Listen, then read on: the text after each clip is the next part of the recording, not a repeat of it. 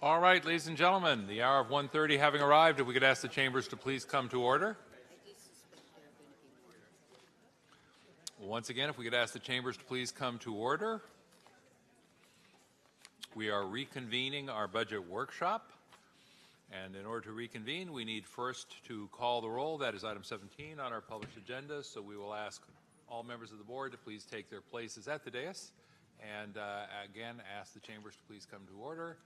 And we'll ask the clerk to call the roll and establish the presence of a quorum. Supervisor Wasserman? Here. Supervisor Cortese? Absent. Supervisor Yeager? Here. Supervisor Vice President Chavez? Here. President Smidian? Here. You do have a quorum. Thank you very much. That being accomplished, we will now ask everyone to please rise and join us in the Pledge of Allegiance, which will be led today by Supervisor Mike Wasserman. Supervisor? Thank you. I pledge allegiance to the flag of the United States of America and to the republic for which it stands, one nation, under God, indivisible, with liberty and justice for all. Thank you all very much. That takes us to public comment. And public comment is item number 19 today. Do we have other cards under public comment? Okay. We have at least 7 or 8 cards today, colleagues, so we're going to adjust the time to 2 minutes for public comment and would ask folks to please respect that time. 2 minutes for public comment. First up, Sparky Harlan, to be followed by Christy Summersheim, and then Jenny Betancourt, and then Isabel, I believe it's Moleno, and then Armand Barreras, and then, forgive me, just can't read that handwriting, Mr. and Ms. Petrokovitz, and then Scott Largent, if you'd all line up, and I'll say welcome. Hi, Sparky Harlan, CEO, Bill Wilson Center. I tried to make a comment. It was too late yesterday when your medical examiner asked for grief counselor support for your staff and for traumatic events. And what you don't realize, or the office didn't realize, is we have a contract with social services through the Center for Living with Dying. We've had it for several years that does exactly that. In fact, Laura Garnett said, probation's used it a number of times when we've called the Center for Living with Dying directly. And I think in talking to social services, it's one of those contracts that ended up there that probably really belongs in your ESA department so your employees know about it because it's way underutilized. And we're ready through the Center for Living with Dying to provide that support 24/7. And I did talk to the coroner about us connecting over that contract, and maybe there's a better way of us doing outreach to your employees to make sure people know it's available, or transferring it to ESA if that's where it belongs. So just want to let you know. Thanks. Thank you so much. Christy Summersheim, I believe, is up next, but if she's not there, come on up. Whoever is there, come on up.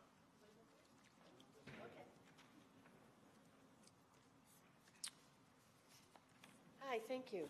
Yes, I'm Christy Summersheim from SEIU 5-1, and I'm here to talk about, well, I've been talking about it lately. This is my line now, 4 C's.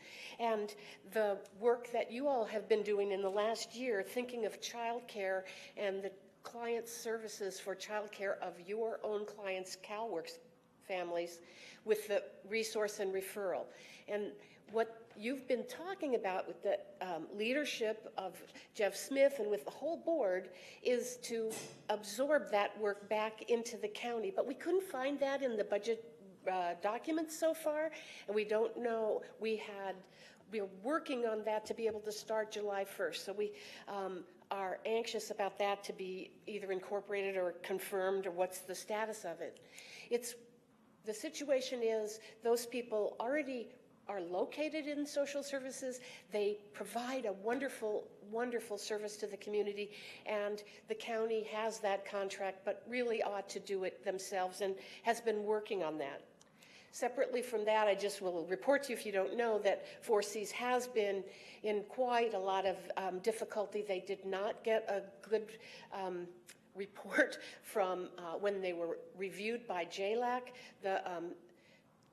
audit from the state was really pointed out so many difficulties of the way they work and what they do fiscally and how they manage the situation.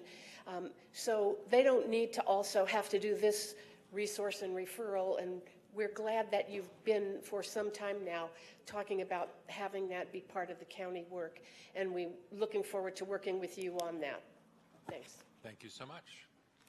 Next speaker, come on up, whoever you are. Just let us know who you are. Welcome.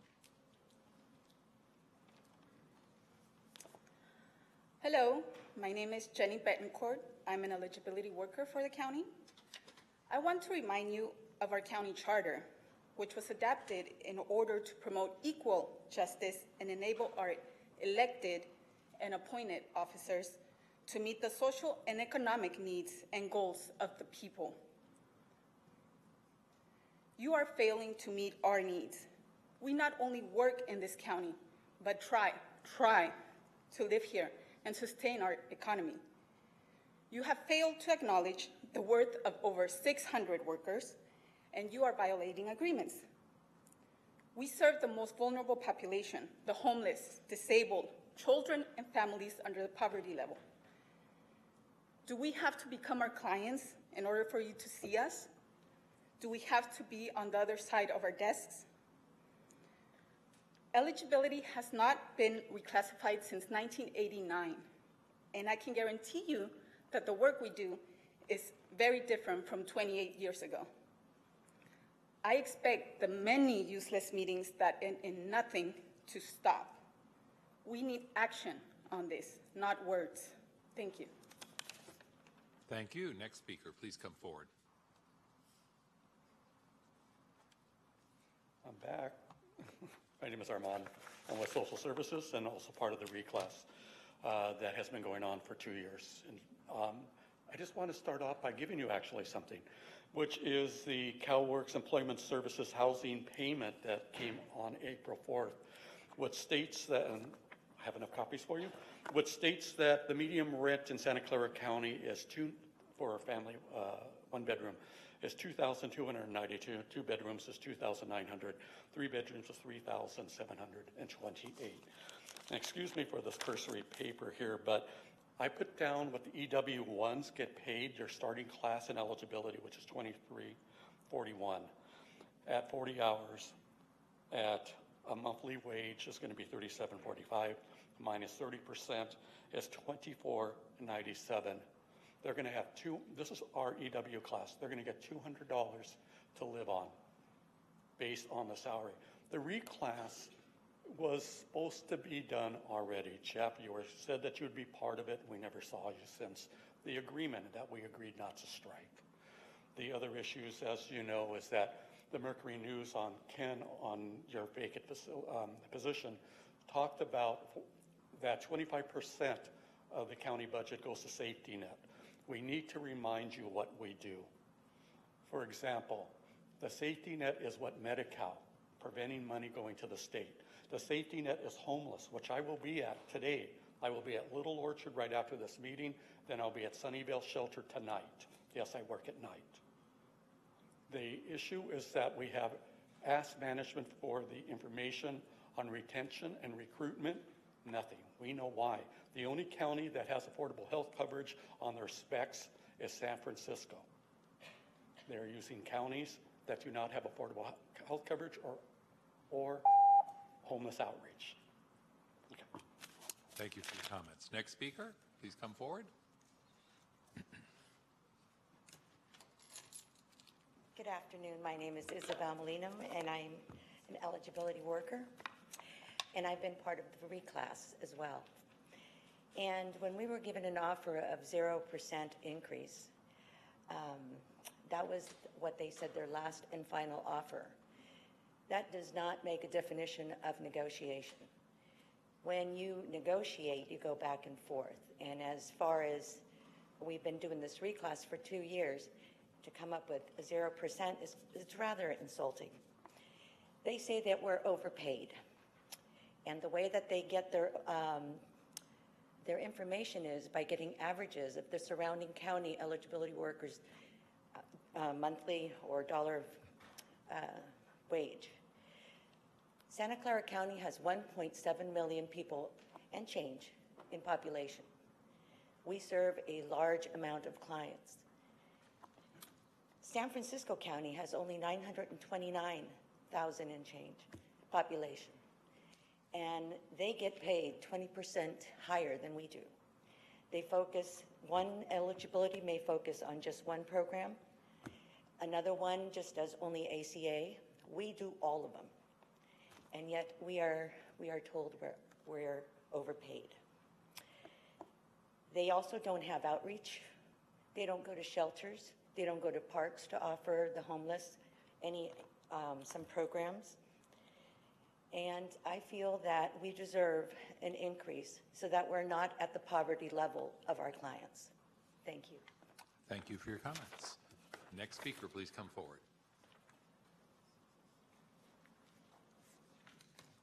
Hello, my name is Longine Petrakovitz. I'm an eligibility worker supervisor, and I'm here not to repeat what everybody else has said, but I want to let you guys know that we have been going through this reclass for 2 years.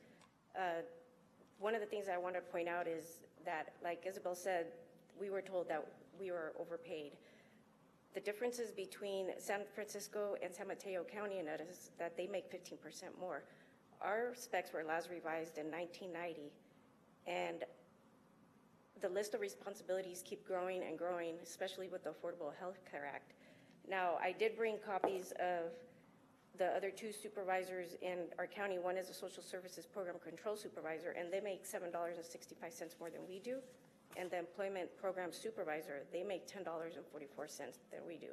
So I'm asking you guys as the board to please hold your end of the bargain and make sure that this reclass follows through and we get it done soon before our next contract if possible. Thank you.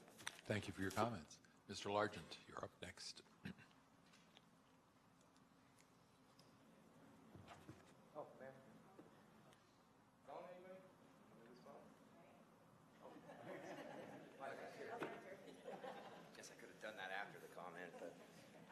I lost my phone a month ago here, so don't want that happening. Good afternoon, everybody. I've been preparing for the restraining order hearing that we're going to have for Victorious Alexander. The restraining orders for Dave Cortez-God, Cindy Chavez-God, and also James Williams. I don't know if you guys are aware, his two other cases that ran through our criminal court, those are both going through the appeal process right now. With all my research, I do understand that our legal system's rigged, and our internal appellate system is also rigged, and then when it makes it up to the Sixth Court of Appeals, of course, Miguel Marquez was on that. What we're doing is, Victoria's had a political outburst here. The way Joe would run his committees, clear the chambers, let things calm down, somebody can be reprimanded, they can be told to leave. I think things could have been handled differently. I had outbursts in here before. I was upset about what happened to me in the jail. This stuff can get emotional. Victorious can get pretty upset about things. He cares about people. There's a way to go about it. You got to kind of tiptoe. We are wounded healers, and I don't think it was handled properly. And I don't think it was handled properly what the legal system did to him over there. He wasn't represented properly. Both of his attorneys, it was rigged. Sylvia Perez played puppet with him. And I'm sorry, the devil James Williams is in charge of all this stuff. So I just think it's a scam. I don't think he got his proper day in court. So we will be fighting that. We've been making media requests to get cameras in the courtroom over there for these hearings. And as far as I'm concerned, he had an outburst. He brought an inflatable gorilla and a hula hoop to a meeting. I don't think that's really that bad. And then for everybody to get a restraining order against him. Cindy, you never had a dignified meeting with the guy. Sorry he canceled his meetings. He didn't want to have them. And Dave Cortez, I don't see what the guy did to you. And James, we had a dignified meeting upstairs, and I started laughing during the meeting. Victorious got upset and thought you were laughing at him. That's not the right to get a restraining order, bud, just because somebody told you to Thank you very much. All right, thank you. Let me just confirm with the clerk that that is the last of our speakers under public comment. The clerk indicates that that is the case. That takes us then to item number 20. Item number 20 is consideration of the items under Children, Seniors, and Families Committee, items A, B, and C. Before we turn to, I believe, Mr. Atturi again, I want to turn to the chair of the committee and see if you would like to offer any preparatory remarks or not. Your call, Supervisor, obviously. No, thank you. All right. We'll turn to you, Mr. Iteria. Okay, thank you, Mr. President, members of the board, Greg Ituria, County Budget Director, and today we'll go through the recommended budget for departments reporting up through the Children, Seniors, and Family Committee, and then thereafter those departments reporting up through the Housing, Land Use, Environment, and Transportation Committee. All right, Mr. Itieri, before we do that, I realize now I've just been handed 1, 2, 3, 4, 5, 6, 7 cards under item number 20. So any other preparatory remarks before we wade into any of the individual items? Nope. All right, then if not, colleagues, I think it would be appropriate to take the cards from members of the public and hear from them. That will inform the presentations going forward. So we'll call up Cheryl Hewlett, Sparky Harlan, Tonya York, Lorena Briones, Ryan Kawamoto, Milton Cadena, forgive me if I mispronounce, and Leo De Medeiros. And if you'd all come on up, please.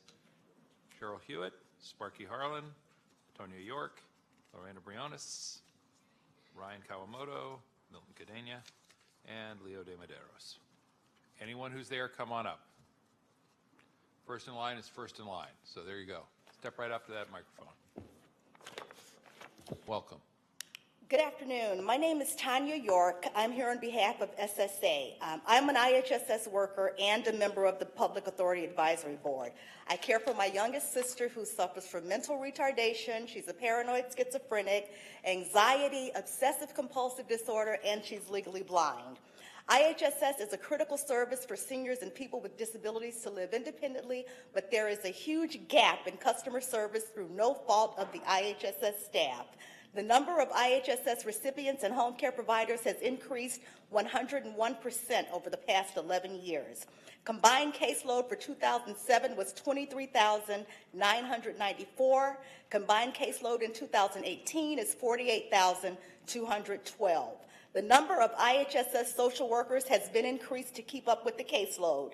2007, there were 40 social workers. 2018, there are 81 social workers. However, there has been no increase in the clerical support staff to keep up with the increased workload.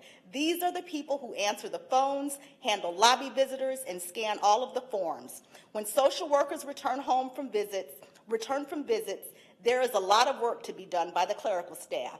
The clerical staff needs support to do this in order for the process to move forward. This lack of inadequate support impacts the delays, referrals, application timelines, and it makes it more work for the social workers. IHSS has not increased clerical staff in 11 years, resulting in complaints that have gone all the way to the governor. Long wait times on the phones, approximately 4,000 phone calls a month. Lobby wait times have increased. Constantly behind on workloads, poor customer service, which is demoralizing to the staff. Well-trained, good staff are leaving for lateral positions because there is no relief. The state has increased new mandated work with complexities that increase calls and lobby visits, such as FLSA overtime, prior enrollment. I've got something I need to give to you. And our clerk will take the documents from you and Thank make sure you. they get distributed. Thank you all very much. I see Ms. Harlan teed up to speak next. Please come forward. Knocking over signs here. Not a problem. Sparky Harlan, CEO, Bill Wilson Center. I did want to stand up and thank social services, especially the new director, Francesca LaRue, who just came out and visited Bill Wilson Center yet again. I thought I was being called to task because usually I'm called into their office instead of them coming to us. And her response was refreshing, which is, why shouldn't I come see you at times and go out in the field more? I really appreciate her sort of no-nonsense understanding of sort of the rules and Title IV-E requirements, and her sort of taking the initiative of adding money to THPP and THP plus foster care. We know the kids have been waiting for months and months to get into extended foster care, THP plus, and she's added some of those beds, and I would just encourage you to keep the eye on the number of kids moving through foster care to make sure we're not creating homeless gaps when they're waiting. There's some money she's added to THPP, which is that stopgap to the STRTP. I realize I'm throwing these new terms out to you, but foster care is being totally redone in group homes, and you're aware of that. And as we watch the different categories, we can make sure that none of our foster children fall through the gaps. And I think she has the eye on the prize there, but I would just encourage you to make sure that you regularly look at that so all your foster children have a place to go. Thank you.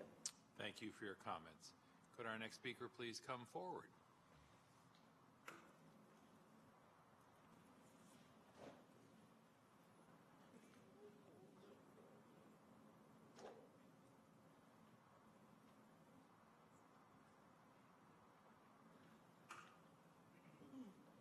Hello, my name is Cheryl Hewitt.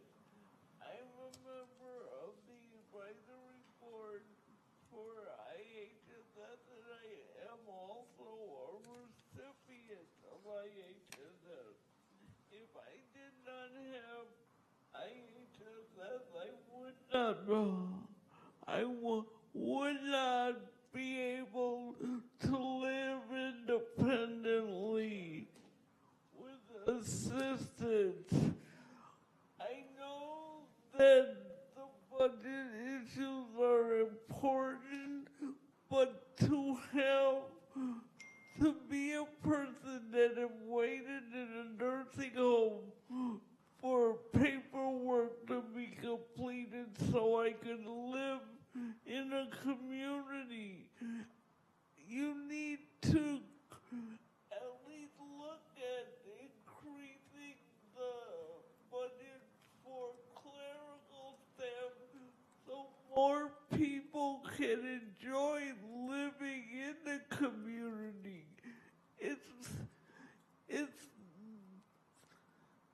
It's hell living in a nursing home. I've done it before and I will not do it again. And I think that IHSS is the way to get people out of nursing homes and to keep them in the community. So please think about upping the clerical staff budget to hire more people. It's really needed. Thank you. Thank you very much for being with us today, and thank you for your comments.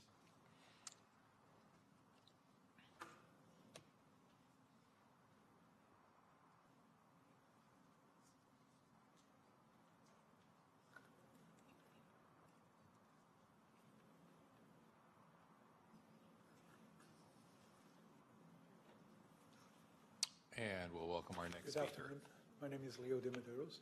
I'm the senior site manager for the Portuguese Organization for Social Services and Opportunities, POSO.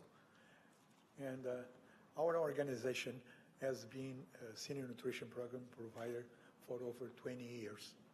We provide 112 meals, 248 days a year, and served 26,311 meals last year.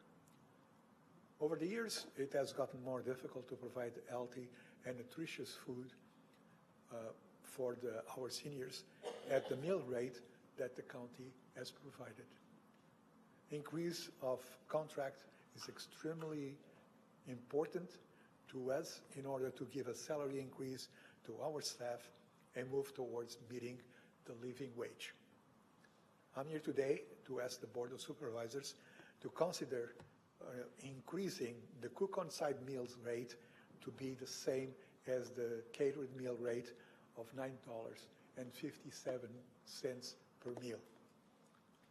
POSO believes that should be a flat rate for the senior nutrition program. This adjustment will result in a $30,000 increase from our current proposed budget, $251,567, and $30,000 increase from our current budget of $220,657. This way, we'll be able to give our staff raises, decrease the need for fundraising to program the support our services. Thank you very much. Thank you for your comments. I believe we're hearing next from Ryan Kawamoto. Come on up, followed by Milton Cadena, followed by Leo de Medeiros. Good afternoon, Honorable Supervisors. My name is Ryan Kawamoto, Executive Director of UICI. UICI was founded over 45 years ago and has been a senior nutrition program provider since 1978. And through the years has grown due to the wonderful partnership that we have with all of you in the county. We provide an average of 109 meals daily for 249 days per year, and we provided 23,406 meals last year. As you may have just heard before, cook-on-site providers receive about $8.43 per meal, while catered provider sites receive $9.57 per meal. As a cook-on-site provider, to have us at the same rate as a catered site provider would be huge for us. Last year, UICI projected an $85,000 budget deficit, and after implementing a one-time bonus of $50,000 to increase wages and provide equity for the year, our budget deficit grew to $135,000. After a lot of hard work and some one-time donations, I'm very happy to announce that we're now projected to have a $58,000 budget surplus. But as we look to the future, we're still looking at increasing deficits in future years as costs to conduct business increase. Currently, UICI is subsidizing our nutrition program about $8,000 to $10,000 a month. And so this adjustment resulting in between $45,350 to $28,670 a year for our agency would be huge for our sustainability. That is why I'm here today to respectfully ask you to consider increasing the cook-on-site meal rate to be the same as a catered meal rate. I hope the board seriously considers this request, and thank you so much for all your hard work for our shared community. Thank you so much. Thank you, Ryan. Welcome. Hello, good afternoon. My name is Milton Cadena. I'm the Program Director of Older Adult Services in Catholic Charities. Catholic Charities has been serving the community for over 60 years and being a formal provider of senior nutrition meals for over 25 years. We provided 285 meals a day, 244 days per year, serving last year close to 70,000 meals. Over the years, it has gotten more difficult to provide healthy and nutritious meals for our seniors at the meal rate that the county has provided. Though the county only requires a 10% match, our agency has to subsidize at over 25%. This is increasingly challenging to our budget. The cost of operations, especially maintenance of the kitchen facilities, repairs to the kitchen, equipment and appliances, utilities, and daily janitorial is higher for a cook-on-site program. In addition, Catholic Charities has already implemented the minimum compensation of $15 an hour for all employees in order to be compliant with the San Jose Living Wage Ordinance, which will take effect on July 1st of this year. That's why I'm here today to ask the board to consider increasing the cook-on-site meal rate to be the same as the catered meal rate, which is $9.57 per meal. Catholic Charities believes that there should be a flat meal rate the nutrition programs. The county senior nutrition program is a crucial safety net program for older adult services in our community, serving more than 1 million meals at 38 congregate sites throughout the county annually. That's why we're here today in solidarity with the Silicon Valley Council on Nonprofits, requesting the increase of the cook-on meal rate from to $9.57 per meal, resulting in an additional $1.14 per meal to match the catered sites. Thank you.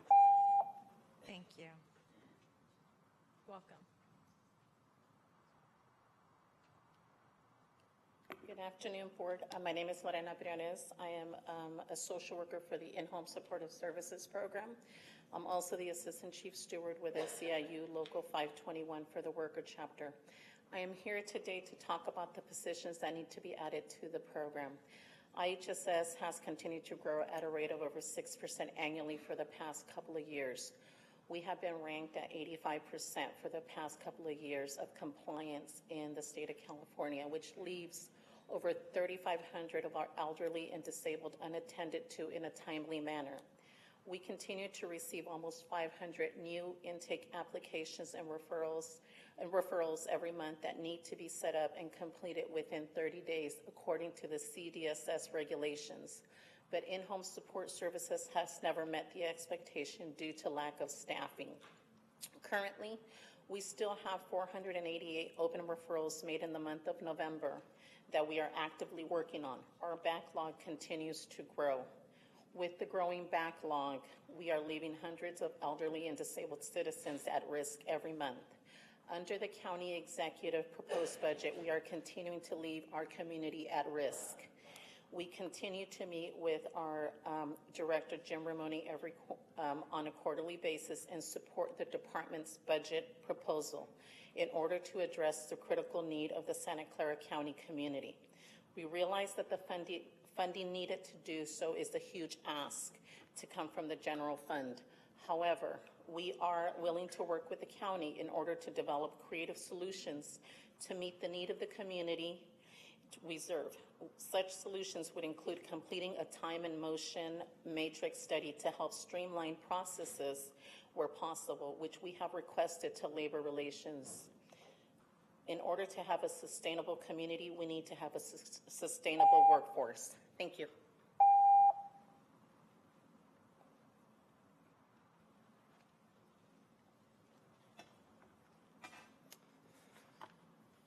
Good afternoon, Scott Largent. I attend the children, seniors, and families meetings a lot.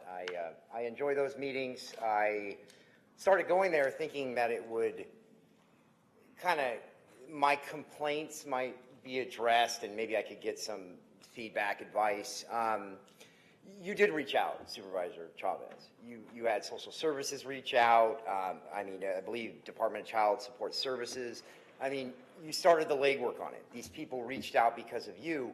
And then including the first meeting I came here, you had them reach out through a drug rehab program.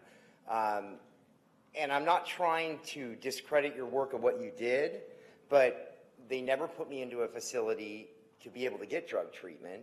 Social services couldn't help me at all. Neither could the Department of Child Support Services. And I'm not trying, I'm not trying to disrespect you in any way.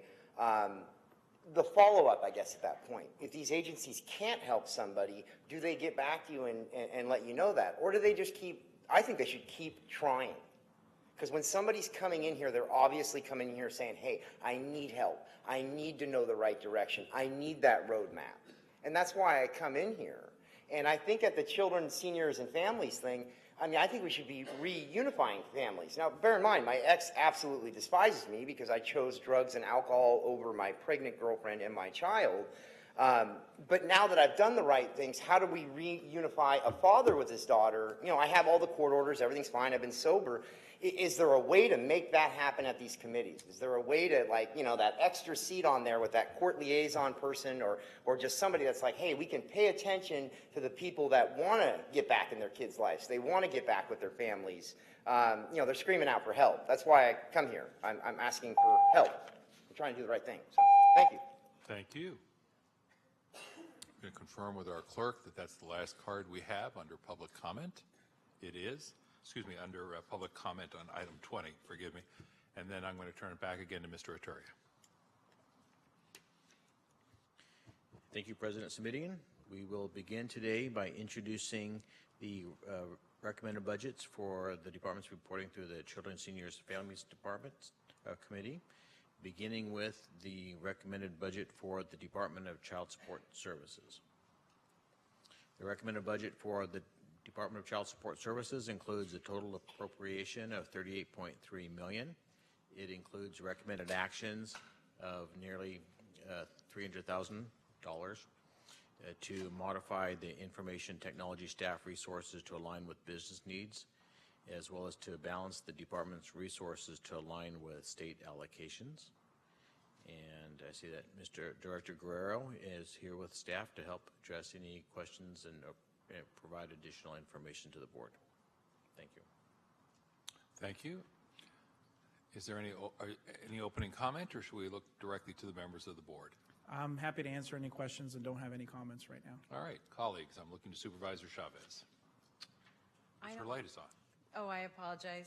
Thank you. No, I have no feedback except keep up the good work. And one thing I will say, my colleagues will make fun of this a little bit, but I love how complete your dashboards have been and your ability to really help us understand where we are in process. And I also appreciate where you're not doing well, you just saying, here are the things that we're doing and the strategies that we're employing to improve our numbers and our approach with people. So thank you for that. Thank you. All right, if there are no other comments or questions, and there do not appear to be, and there's no formal presentation that adds to the documents we already have, I think what we do is say thank you, enjoy your afternoon, and we go back to Mr. Ituria. Thank you all very much. Thank you. Okay, thank you. Mr. Ituria, back to you.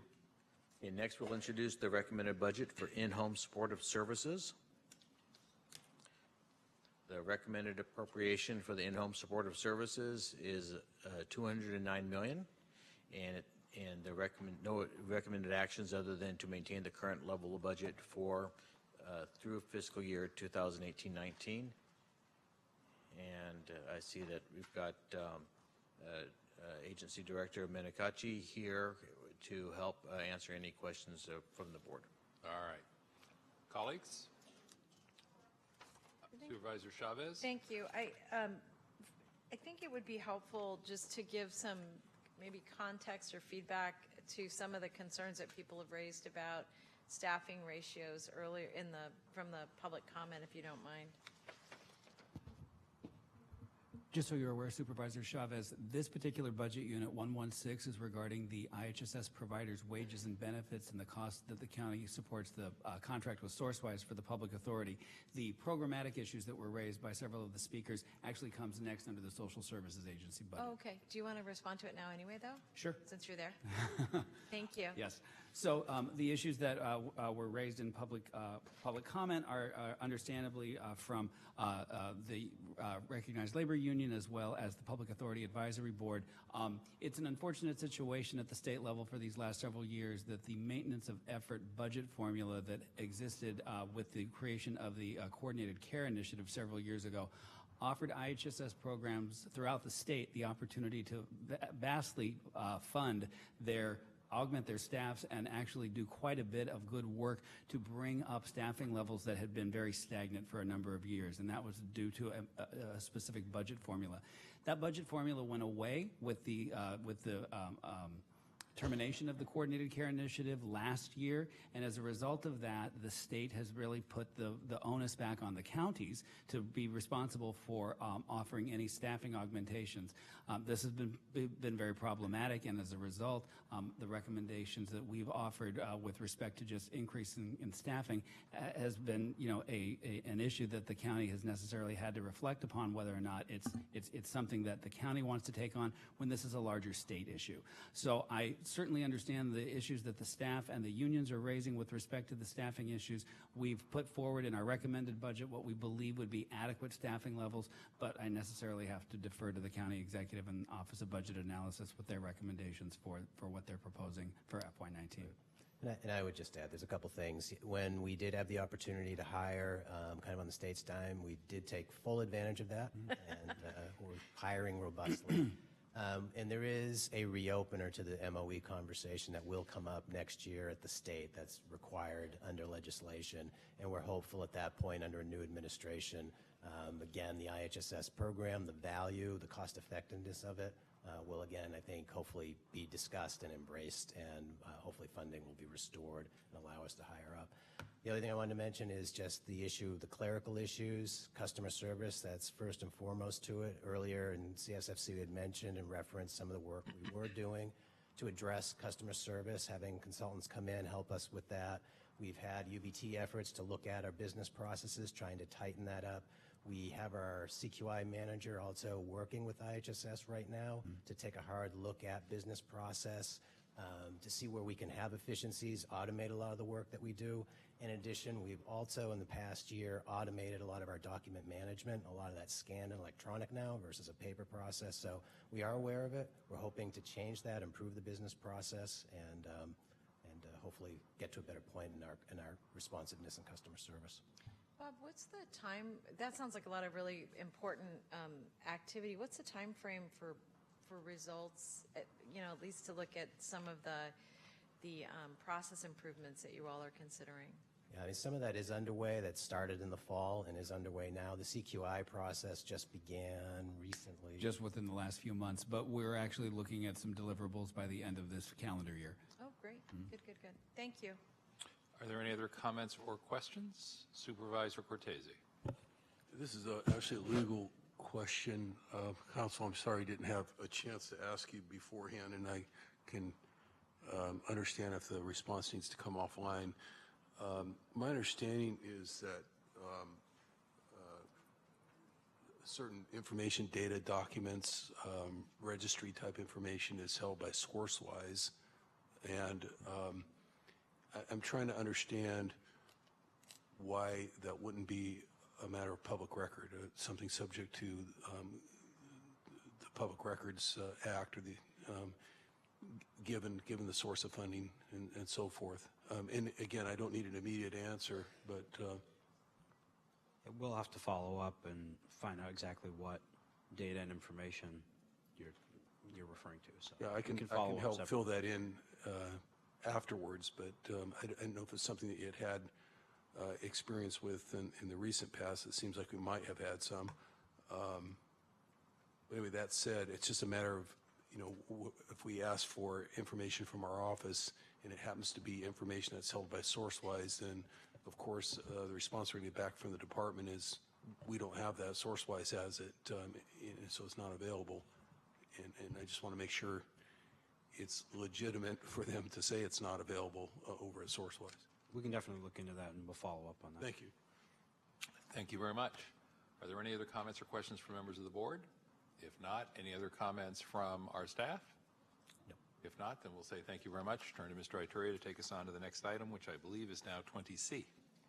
Yes, the next item is the Social Services Agency budget.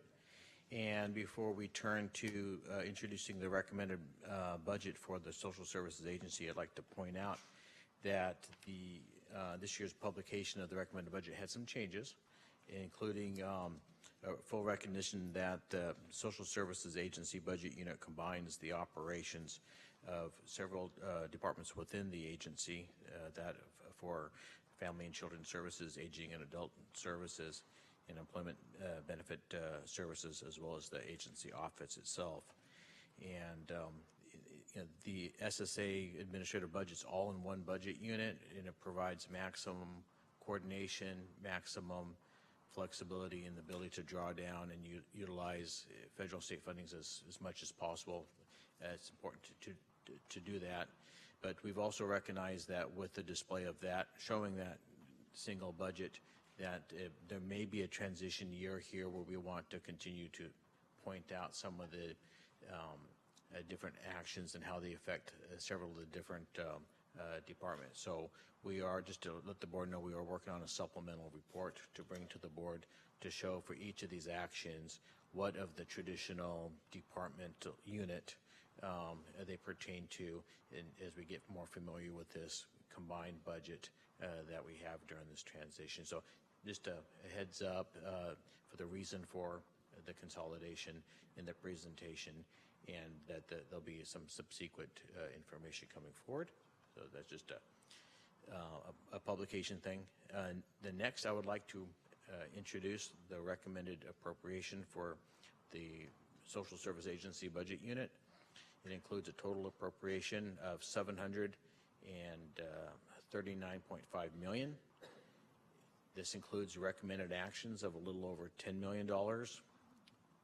These actions add resources to improve the timeliness and accuracy of child safety assessments, resources to enhance services at the RAKE, the CAN Center, and the Hub, as well as addressing court-related domestic violence services, reducing the client wait list for transitional housing placements, expanding able-bodied adults without dependents services and aging and adult services, and increasing the support for adult protective services in the in-home support services program. And at this point, I'd like to again point out that Director Ramoni, as well as Director Menakachi, is here to help address any questions of the board. Turning to colleagues, I see Supervisor Chavez's light is on. Thank you. Thank you for the report, and thank you for the information that will be coming. I think we were an office that said, whoa, whoa, whoa, we're all the lines here that we need to be able to understand better. So thank you for that. A couple of questions that I just wanted to get feedback from you, Bob, about is as you look at the the augmentations that you're including, I wondered if you could just take a minute to talk about the enhancements for court relative to domestic violence. If just to expand a little bit on what your vision for that body of work is.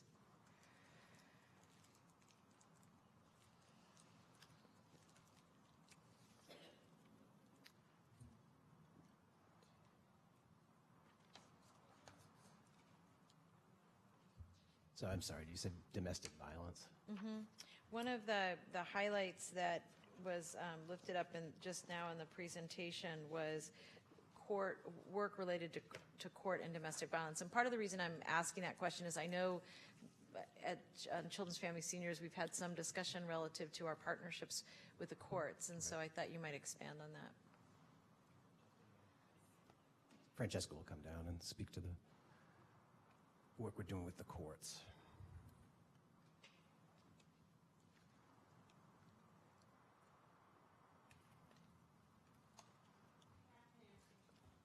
And as you find your way to making that button work for you, if you would introduce yourself just for the public, give us your full name and your title. Yes, Francesca Ledram, the Director of the Department of Family Children's Services. And Supervisor Chavez, you're referring to a contract augmentation. We have a contract and we have fallen short. We need more services. And so the goal with our budget request was to increase contract amounts for domestic violence assessments groups to be able to provide services to the families. So, okay, thank you. Supervisor Cortese. I'm just looking for a little bit more information on something we asked about earlier, and I kind of got the same answer that was already in the book here. What can you tell us about augmenting various community services in East San Jose? This would be the $516,000 item. I am in the right budget unit, correct? Good. I'm just picking that up off page 356, and then I asked the question, since it's only one line of information, augment East San Jose Community Services. It didn't seem like there was a lot more explanation about that. And when I asked the question, I got back, well, we're augmenting low-income families in East San Jose. Okay. Gotcha. So I'm just looking for a little more vision around what's going on there. Not that it's an extraordinary amount of money or anything. Just right.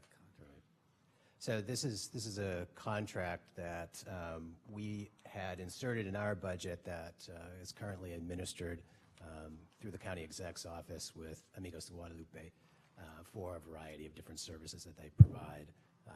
Enough said. I understand now. Unless someone else needs more information on that, that's what I was looking for. Thank you. Thank you, Supervisor Cortese. Supervisor Yeager. Yes, thank you. Just a couple questions for you on mainly some of the budget requests that you made and either didn't get or didn't have all the staffing approved, and just sort of trying to see what the overall impact of that decision is. Maybe start with the adult protective services, certainly with an understanding of our aging population and all of the issues dealing with people as they get elderly. I know that you requested 10 FTEs and received 7. Just didn't know what you thought about what's going to be the impact of not getting all 10, or will you assess that staffing level at some other point and make any adjustments that you need? We definitely will. We're very appreciative of the 7 staffing that are being made available to us. This is the first year that we've been able to utilize the realignment funding that was made available to the Adult Protective Services Program. So the net county cost for these positions is fairly minimal. And so we're, again, very appreciative that the recommended budget is offering the 6 social work positions and 1 supervisor position. And if you had the other 3, that expense would also be covered by the realignment funding? Yes, it would. So in that sense, it's a net neutral cost. That's my understanding, yes. I think also part of the consideration of what we're thinking about is, just as you said, we want to be able to reassess. To hire up that large amount of social workers is a bit of a challenge, as we all know, in terms of hiring social workers. And what tends to happen on the APS side is we tend to steal from ourselves when we hire. So what happens is we end up hiring a lot of folks into APS from DFCS. So what we also want to do is be mindful of our approach to it. So we feel like this approach will at least allow us to be sensitive to self-harm in this case, but also allow us to assess mid-year through and see where we stand, what we want to do in terms of bringing our full vision up to speed, and we can hopefully revisit it at that point. Okay, yeah, I would encourage you to do that. Yeah. Sounds good. On CalFresh, I'm a little concerned about our error rate of 6%. If we exceed this rate, we are likely to incur millions of dollars in penalties. Didn't know what we were doing with staffing to be able to lower that error rate. So again, we had a proposal in place to help bolster the work that we do. I think right now we have always done well with our error rate. There is concern, though. Like with anything, we look at our CQI process. We do know other counties who do an enhanced screening in terms of how they do their analysis and sampling around the error rate, and they do a slightly better job than we do. They have a lower error rate. We have always been under the threshold, and I think that was our point with the hiring request. We'd like to remain there in terms of where the state is at. When we're under the threshold, the error rate is calculated statewide. So when we're under the threshold, this county is not liable. If we do exceed that threshold, we would be liable potentially for some payback to the federal government. Right now, we don't do that, but we're close, and we were just hoping to get better at that. All right. In the Public Guardian's office, I see you requested 3 positions which were not funded. Do you talk a little bit about what consequences there are about not adding the additional staff?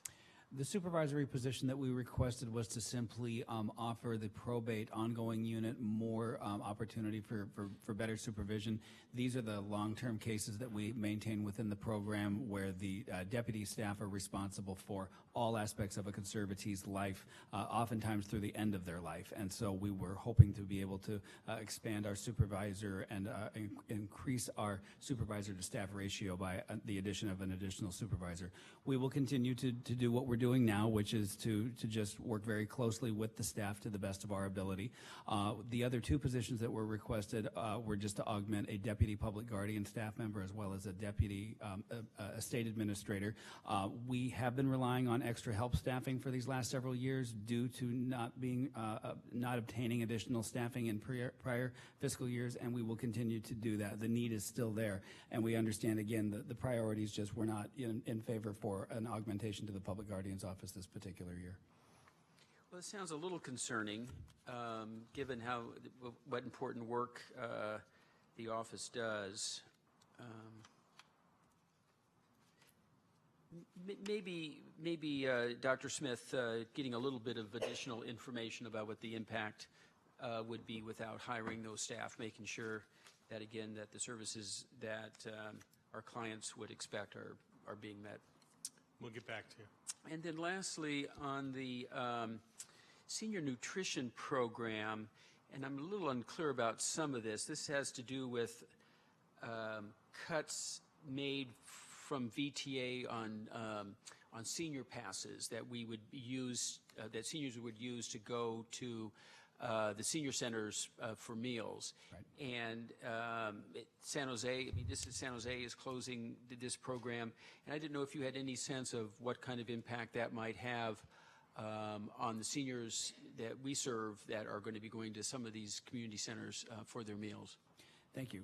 We have noticed a slight decrease in our congregate meal population during this past year, and we attribute that primarily to a lack of available accessibility to certain transportation services, especially since outreach and escort closed.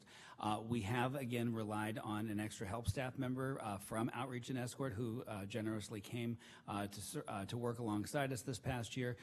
We've already discussed, as a result of the recommended budget, that we will continue to offer an extra help position to continue that work. It's very needed, and we recommended a position to support that full-time. We'll do it with a half-time staff member to the best of our ability.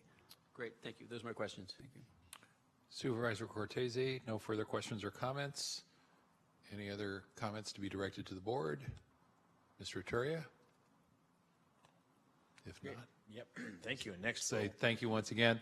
And before folks step away, just for all of the staff who are in the room particularly, when I ask you to introduce yourself with name and title, it is largely so that we have a good record for the preparation of minutes, and also when there are transcripts, that allows the clerk's office and any interested party to know who said what.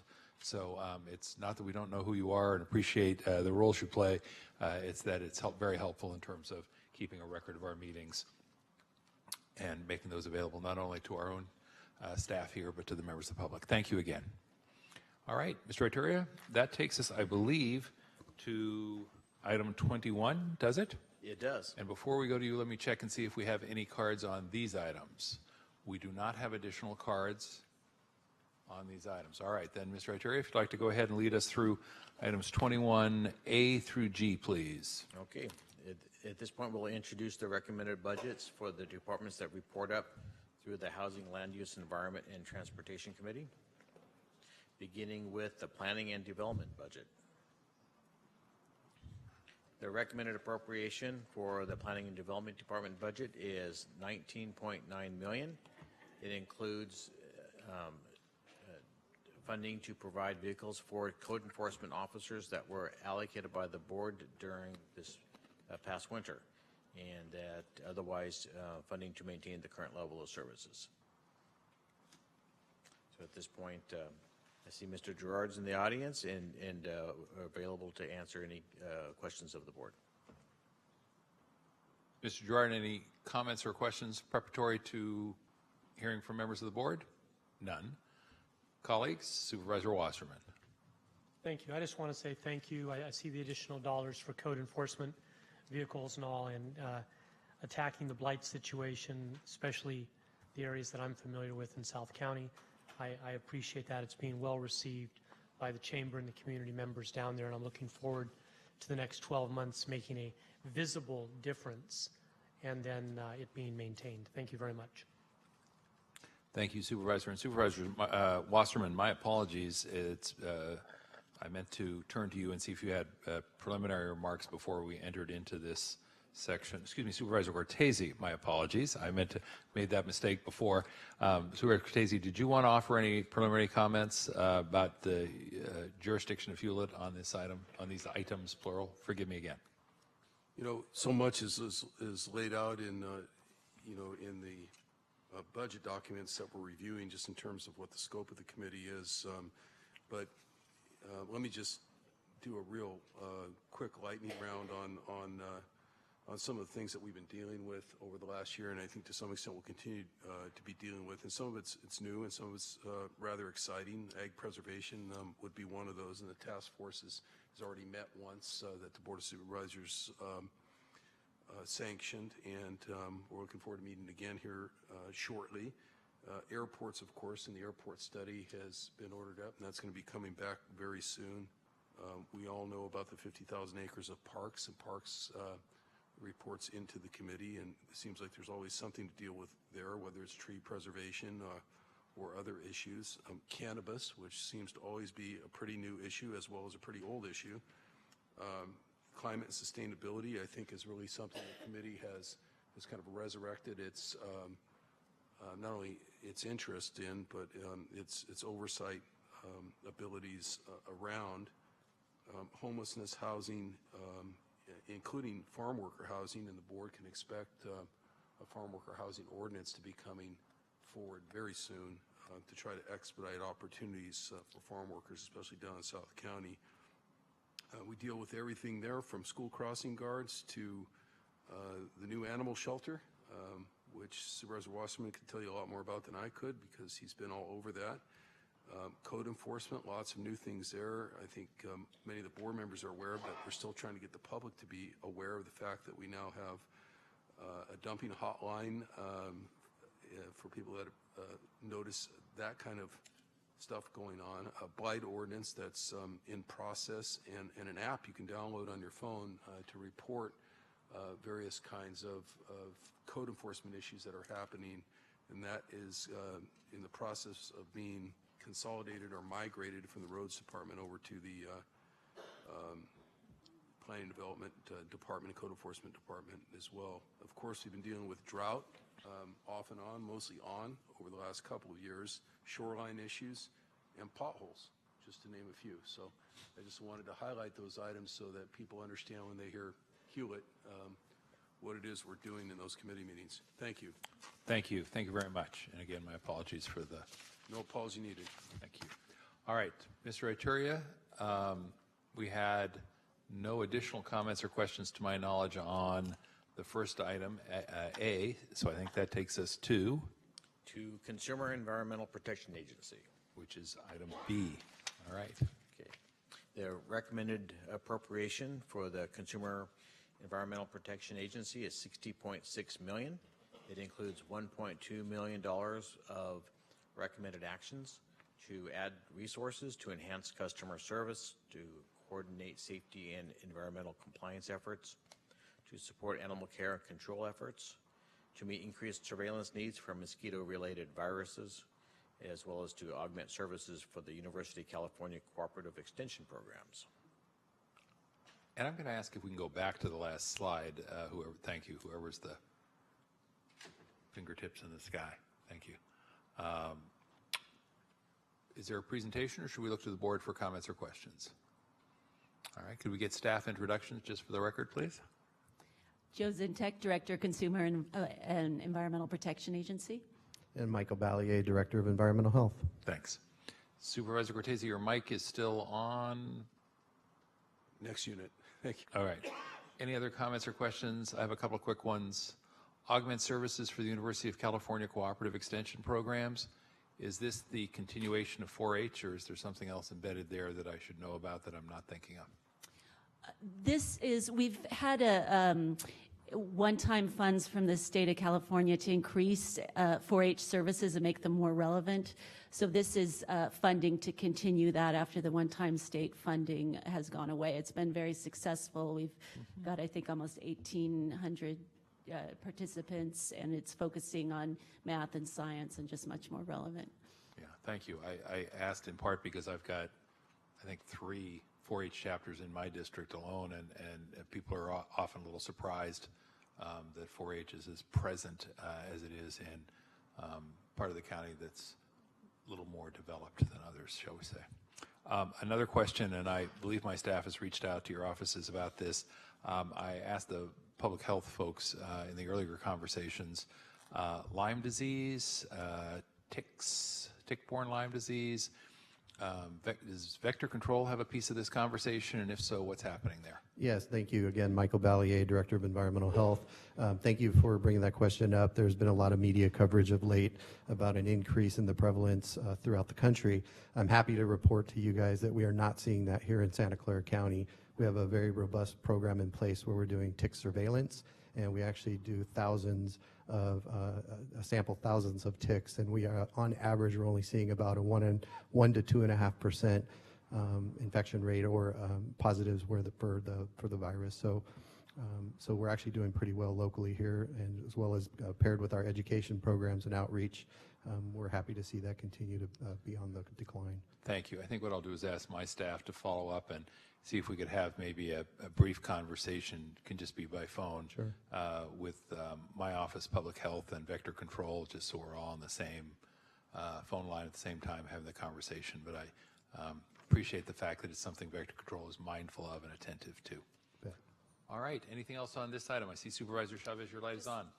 Just a couple things I wanted to make sure I asked about. One is, and to compliment you on, one is I've just been really excited about the Healthy Nail Salon program getting kind of a national boost through Senator Kamala Harris. We'll see what happens to that. That's very exciting. I'm always surprised at how many people we have working in that industry and how many environments are still so very unhealthy. So keep up the good work on that. Thank you. The second thing is, I wanted to ask, have we taken a look at are we continuing to look at pesticide-free approaches to varmints? I don't mean, you know. I didn't mean to point, but you just talking about ticks, and I was thinking about mosquitoes, and I know that we've had a lot of, in previous years, a lot of concern and discussion, and I worry as these things get in the news that one of the first things people ask us to do is not do anything, not to spray, not to do anything. So where are we in process there? Yeah, that's a great question. Last year, we got approval from the board to move forward with a project where we're using Maris, which is a more organic pesticide, and we fortunately have not had to do any fogging operations over the last year or at all this year. So we're going to continue to look at that and evaluate that if and when we need to do a fogging operation. Are we part of any research opportunities that are happening nationally, even to look at more aggressive organic pesticide approaches? That's a great question. I don't have a good answer for you right now, but I'd be happy to report back. Great, thank you. Are there any other comments or questions from members of the board on this item? Any other comments or comments from our staff? Mr. Atturia, does that mean we can say thank you and move to the next item? It does. We will. Next item, please. Yes. Thank you very much. The next item is the Roads and Airports Department budgets, beginning with the Road Department recommended appropriation, $59.6 million. This includes recommended actions totaling $8.2 million to add resources to replace field survey equipment, to address facility issues at the West Maintenance Yard, as well as providing materials for road resurfacing. The budget also adjusts labor costs for capital projects and implements capital projects. And at this point, I see we have the director here to help answer questions regarding the Roads Department budget. Good morning, Harry Freitas, Director of Roads and Airports, accompanied by Tony Arata, Deputy Director for Administration. Thank you, Mr. Freitas. Thank you, Mr. Arata. I see Supervisor Cortese. Your light is on, sir. Thank you, President Simidian. Just a couple of very specific questions regarding the 2018 road maintenance list. One of them, both of these, I know the Director Freitas has heard about from you in the past and even done some site visits. I'm still a little nervous about McKee Road going easterly toward its dead end on Elm Rock, and there's about 3 different jurisdictions out there, as there are in many of our unincorporated areas, but there's some reference to McKee Road on this list, but it appears to be going no further east than Kirk Avenue, which is a little short of what I believe is the end of the county jurisdiction, if there is county jurisdiction there. I guess we've got some state and city of San Jose as well. And maybe this is just talking about the actual intersection at Kirk. I don't know. And I know we've talked about there's sort of a section out there that's east of Toyon and west of Gordon that just seemed to have slipped through the cracks somehow after San Jose annexed up to do some infill development. We just recently received in my office a list of San Jose projects, roads-related projects, and they're running pavement maintenance and pedestrian bicycle path of some sort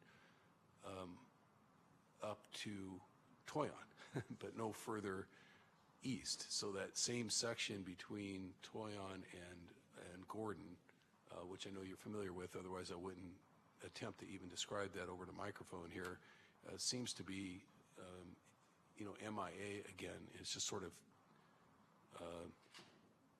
falling between the cracks, no pun intended. So I don't know, as you know from going out there, it's a fairly devastated piece of road, a little section of road out there that may require a lot more than just ordinary pavement maintenance. I know there's been some news from your office in terms of the coordination or cooperation with the other agencies out there. I only bring it up now because I have that sense that I think all of us get up here sometimes that if you don't see something on a list for the upcoming year and you know it's been a pressing need, that it might be a good time to bring it up in the budget process to make sure it's it's still receiving attention. And then after that, I'll raise the second. I have one other street I want to raise, which is in a completely different area. Well, thank you for your question. Yes, the one of the focuses that I've had since we've started is areas of really the fringe areas between county jurisdiction and jurisdiction of the cities that surround the urban parts of the county.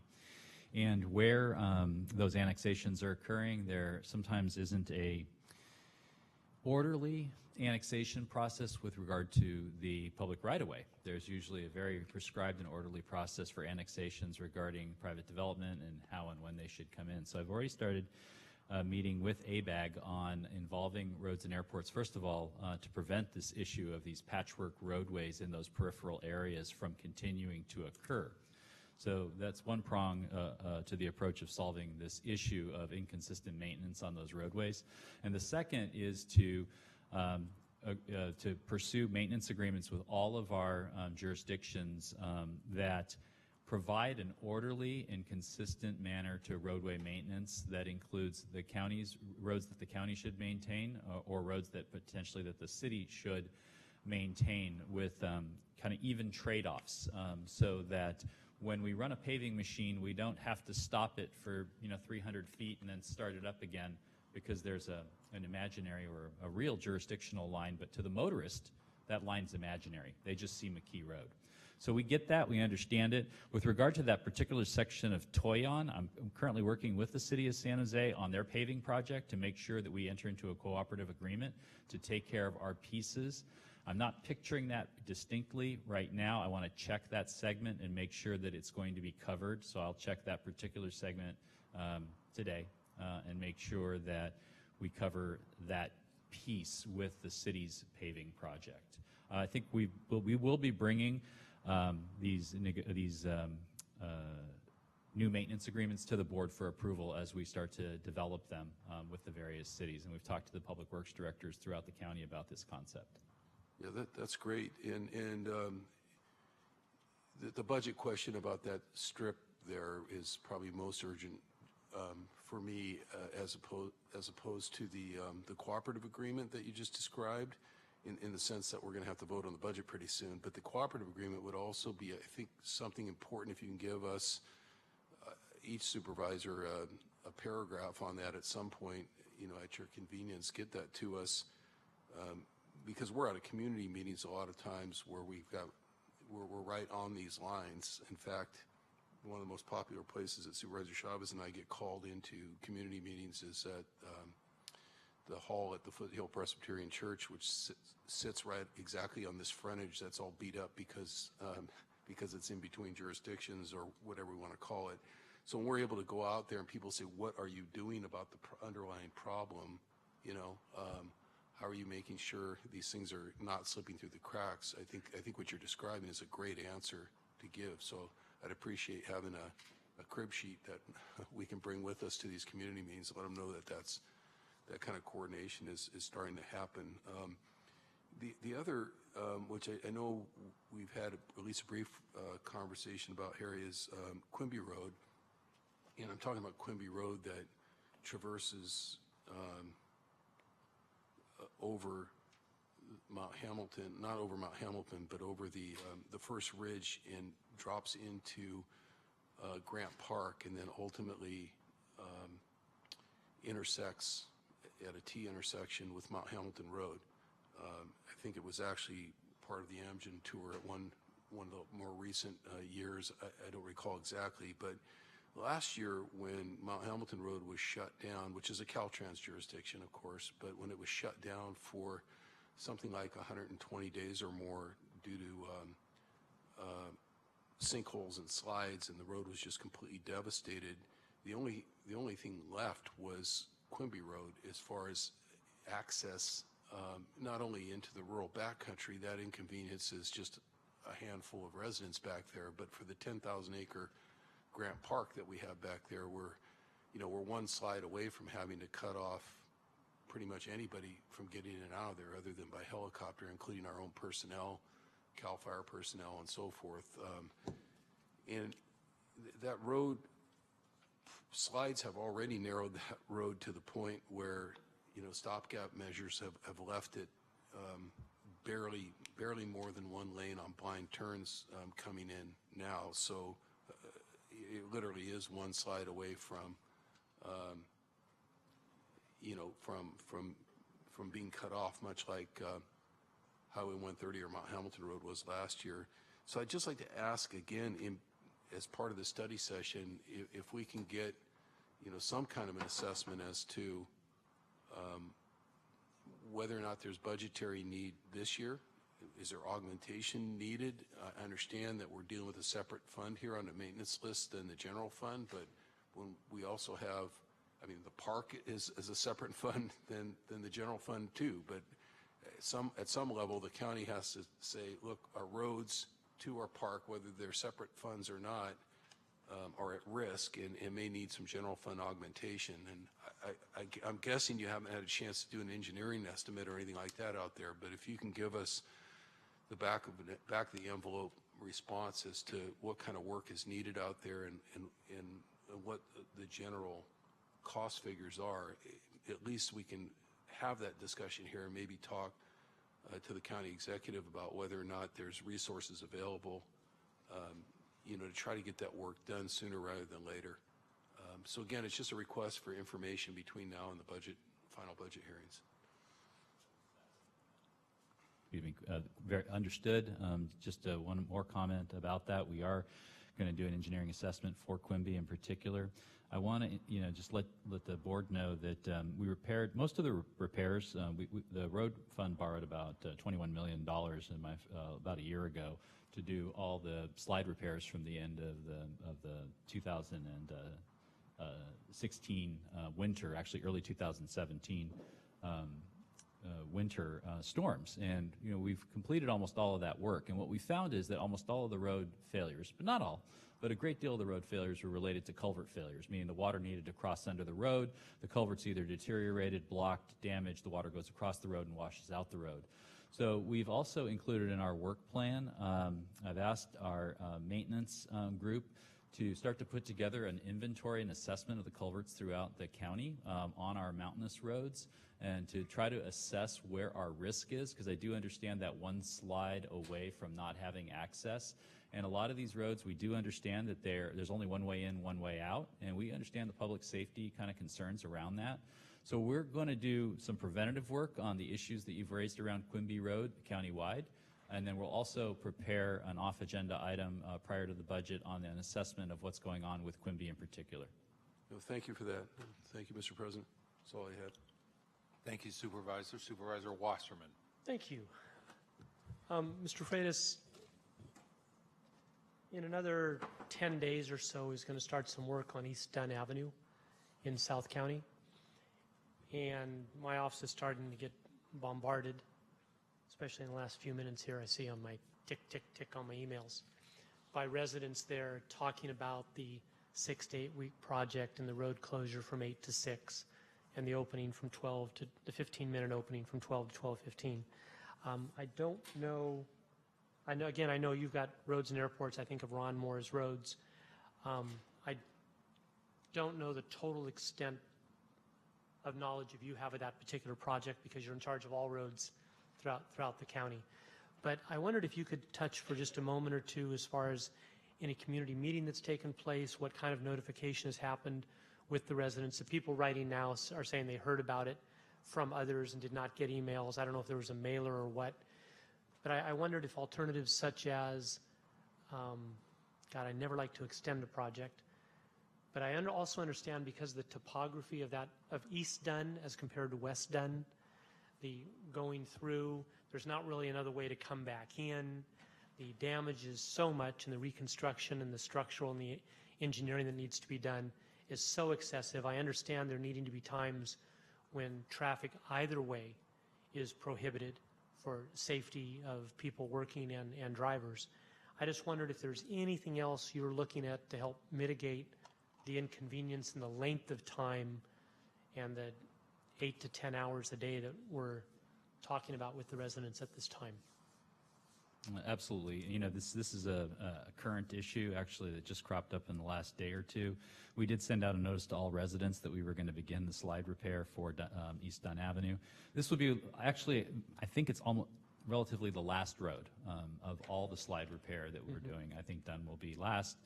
And we give us, if you'd let us manage the issue for the next day or two. I did see some angst with the working hours. We always try to balance mobility, safety. Of course, public safety personnel, because the construction site is active, public safety personnel always have access. So we'll take care of that. That's always taken care of. We never, unless the road's completely washed out, and then there's no access to even the construction personnel. So we'll take care of that. We've just started receiving the emails. Let us work with the residents in your office, and we will manage that issue. And we worked with Co-Park as well at the end, and we will get to the bottom of it and satisfy our constituents out there by balancing the county's needs to do efficient work with their needs for mobility. Thank you. I appreciate that pledge. As far as notifying the residents out there, email, next door, regular mail, do you have any idea how notification went out or to what group? Yeah, I sent a letter that I signed, I think it was last week, and part of that it was hung up with me a little bit because I wanted to make some changes to it. I made a few changes, and that letter went out to all the, basically all the addresses, all the mailing addresses on the road. As you know, there's not that many. So we sent a letter to everybody. We also have been maintaining a pretty robust mailing list on our storm damage reports, and my office sends out a biweekly report with photographs and statuses of, basically a detailed report on all of our construction activities every 2 weeks. What's coming up, what's next. Some of the residents on East Dunn are on that. We've done our best to push it out as best we can, but it's, again, voluntary. You kind of have to sign up for it and get on the list. So I think your office has received all of those emails. That's been a pretty extensive, I'd say, for the last year process. Yes. So we'll obviously always want to do better with that in notifying and talking to people about what we're working on. Okay, I appreciate that. I don't know, the electronic boards that come up, I know sometimes I drive home and it says notice effective September 1st to 8th, road will be closed, or that advance. I don't know what's available there. Yeah, changeable message boards. We definitely use those in all of our construction in those mountain roads. They may not be out there yet, though, so that's a great point of getting them out early. We'll endeavor to do that as well. Super. I think we're only a week or so away. I appreciate, again, you're trying to manage and understanding. This is a particularly interesting situation because there's only one way in and one way out, basically. I don't know if as a possibility if there's an area anywhere adjacent to where the work is being done where any type of minor excavation can occur as a roundabout, if you will. Again, I know one of the options that was pursued by your department, which would have been great, was giving access, egress, ingress over private property, and I understand you were denied by the property owner access to the property. So I thank you for thinking outside the box, and any more of that you can do would be great. Thank you. Thank you. Others? I do have a question, gentlemen, and that is looking at measures of success, and let me first say to Mr. Aturia and Dr. Smith, I have appreciated having this component in the budget over the last year or two. That being said, I think there's still some room for improvement in how people are using the measures of success as a way to make the whole budget exercise a little more meaningful. I'll let it go at that, but I'll say thank you for the early efforts. The other thing, though, that I wanted to speak to directly is looking at page 481 of the budget document, measure of success, PCI, PCI, the Pavement Condition Index, which is called out as the sort of classic measurement. I see that it says that unincorporated roads should have a minimum PCI of 70, expressways should have a minimum PCI of 80, but I, of course, can't tell from looking at the document. So what is the PCI for our roads or our expressways? Do we have that information? Yes, we do. Yes, we do, and I'll report that. That's really an oversight, obviously. Okay, yeah, we do have that information. We maintain a database. It's a pavement condition database where we look at all the roads that we maintain. They're all assigned a score by engineers. And then, of course, we have our contractual maintenance, and we're on a 10-year cycle right now. And that's why we go around and do our contractual kind of paving on a 10-year basis. It'd be ideal if we could get that down to 7 years. I've asked the department staff to start to determine for this county, for our county, what our unfunded liability is and how that's racking up if we continue to underinvest, or unfortunately are required to underinvest in paving because of the revenues that we're receiving. But let's get you that number. Is that something we can do today, or is that something I should ask for? Well, I'll have to provide it in under separate cover because I don't have it off the top of my head, and I don't know, how we're averaging those. But let me Good. Let me then ask, as long as I'm asking, could we get the numbers for both unincorporated roads and our expressways? Because I understand from you that the two numbers, or I should say two standards, are different. And then also, could you break it out by district for us, please? Yeah, we'll definitely give you both of those, and let me make sure that we can sort it by district, but I'd like to do that as well. Yes. I'm going to make that I'd like it by district. So if it takes some work, that's one where I think we need to see it by work. Excuse me, I think we need to see the work to see it by district. Okay? So if that takes a little longer, I would certainly understand that, but I do think we need to see how we're doing by district. And let me look to the county executive to see if there's any reason we can't do that if it requires a little more time and effort. I'm not familiar with exactly where the database is, but I'm sure that we can figure out a way to do it. It's just a matter of how long it's going to take, and we'll work on it as fast as we can. Could we get the countywide numbers for both expressways and roads within the next week? It sounds to me like that's just information that's... Yeah, we can get that immediately. Right. We have that immediately. And then if we could get a report back at that time as to how long it'll be before we can get district information, that would be helpful as well. Yeah, affirmative. Thank you. Anything else, colleagues? Mr. Iteria, anything else? Nope. Gentlemen, anything else? We'll say thank you and move on to the next item. Mr. Iteria? Yep. Next item is the airport department budget, and the recommended appropriation for the airport department is $2.7 million. It includes recommended actions to add resources to maintain the infrastructure there at the airport, as well as replacing an office trailer there at the San Martin Airport. Okay. Colleagues? More to come on this fascinating subject soon. Anything in the way of additional presentation from staff? Last call with colleagues. If not, we'll say thank you and move on to the next item, Mr. Iteria. Okay, the next recommended budget to introduce is the Parks and Recreation Department. The recommended appropriation is $76.4 million. It includes $20 million in recommended actions to add resources to develop capacity in the data collection, analysis, and reporting with the park system, to enhance operations and visitor services, to acquire needed equipment to serve the parks, as well as to implement the parks capital program. Board members, comments, questions? Supervisor Yeager. Yes, something maybe slightly off the topic of the budget, but Rob, if you get a chance after the meeting, I don't know if you've seen, my colleagues are going to laugh at me, but I'm used to that. If you've seen the new park course that we've just put out and dedicated yesterday over by the old city hall.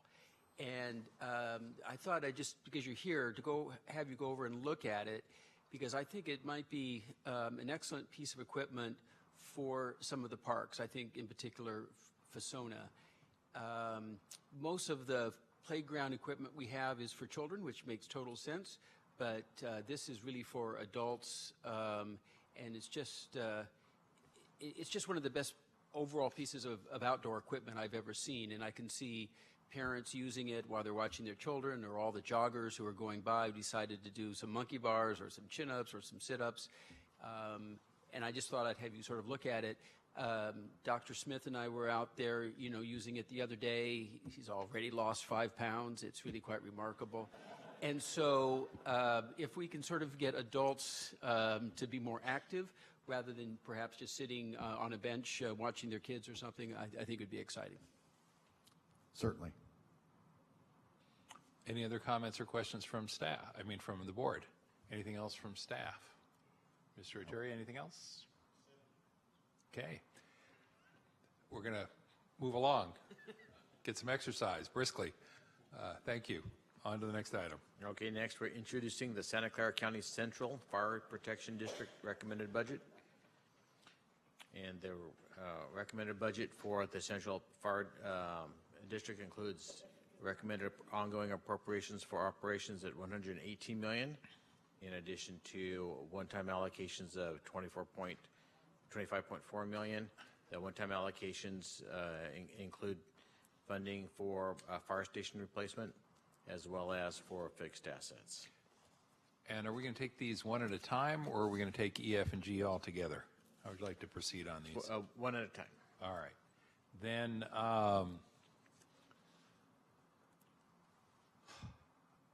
let me ask Ms. Solif to come up as well, Chief, if we could, just because Supervisor Chavez and I have been having some conversations about audits, and so before we start the conversation, Ms. Solif, can you refresh my memory and share with the rest of the board members my recollection, and it could be wrong, my recollection is that when we were going through the audit plan, work plan, we looked at risk, as we always do, high, medium, and low, and so on, but we also looked, colleagues, at places that just had not been audited in either a very long time or in some cases where there had never been an audit, and asked the Rose organization to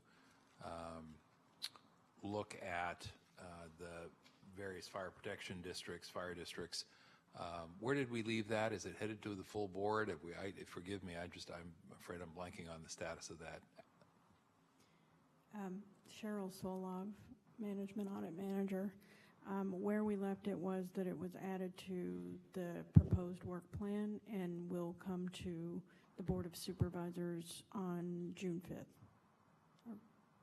I believe that's the right day. Got it. Thank you. I'm pretty sure June 5th is a Tuesday this year. So, all right. Thank you. Comments from the team, Chief? No comments. We welcome any questions. All right. Thank you. And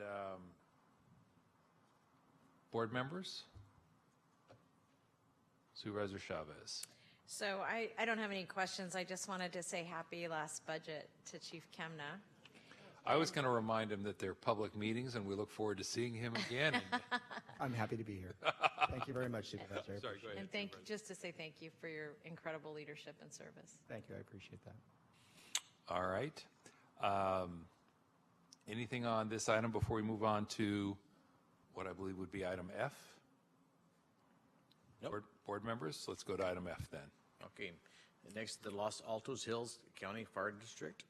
This includes the recommended appropriation for ongoing expenses of $7.1 million to support operations, as well as one-time expenses of $4.2 million for multiple fire prevention projects and programs administered by the district. Do we have anybody here from the district today? Okay. Doesn't appear so. If not, let me just indicate to my colleagues, just in the interest of transparency, and I'm delighted that we're going to do these audits if the board is agreeable, just because these, as I recall, were among those that had never been audited. Am I remembering that correctly, Ms. Solif? Yes, that's correct. There is an issue in the Los Altos Hills District, which I spend more of my time and energy on than other board members might, since it's within my district and I'm obliged to make the nominations to that board, about staffing levels and costs. And I will follow up with Mr. Aturi, who in the next, who should I be talking to in your shop? Well, initially, we can start with me, and then we'll kind of go from there. All right, happy to follow up with you, but I just wanted to sunshine it because there's some activity there that I think we need to think through carefully before we proceed. Okay? All right. That would take us to to the South Santa Clara County Fire Protection District. And the recommended budget for the South County Fire Protection District is ongoing appropriation for services of $6.1 million, as well as one-time expense appropriation for fixed assets. And at this point, I see we do have representatives here from the South Santa Clara County Fire Protection District. Welcome. Thank you.